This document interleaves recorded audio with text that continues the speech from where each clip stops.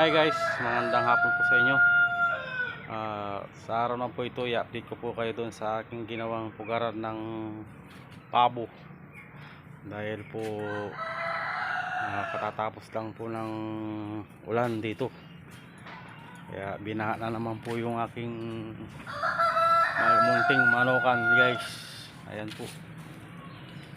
Binaha na naman po ng malakas na ulan. Ito po, i-update ko po kayo doon sa aking ginawang pugaran.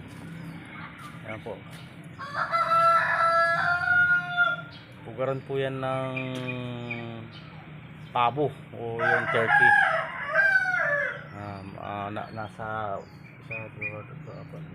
Nasa limang pugaran po yung aking nagawa. Medyo nagkulang po ako sa gamit o mga materialis na aking ginamit. Pero itutuloy ko pa rin po yan hanggang dun sa dulo para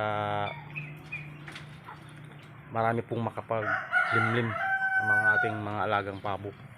Ito po yung mga nating pabo, mga Rhode Island.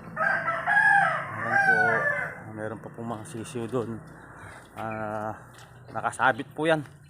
Yung pong ating kulungan ng sisiw guys. Nakasabit po yan dahil sa kadalahinan na marami pong daga dito. Pag hindi ko po naman po yan sinabit, maubos po yung ating sisiw. Ganun po, sinabit ko lang po din sa taas.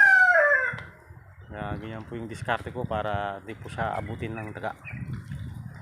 Mga ano ko naman, mga ibang malak naman po, dito na lang sila pinaglalagay. Ayan po.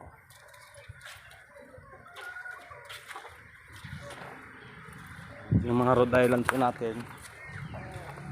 Ayan po. Ayan, mga dumalaga po lahat yan. Pinagsama-sama ko po sa isang kulungan dahil po medyo hindi na po sila nakakapang-itlog ng marami dahil na po yung ibang tandang, iba na pupunta po sa mga native, kaya magpupokus po ako sa Rhode Island ngayon na paramihin dahil malapit na po yung December. Kailangan parami po tayo ng ating mga alagang mga Rhode Island saka mga pabo, ganoon po. May mga kambing din po tayo, pato. Ayan po. Salamat po sa yung panonood sa maliit po na vlog natin dahil may pupuntahan pa po tayo, kaya medyo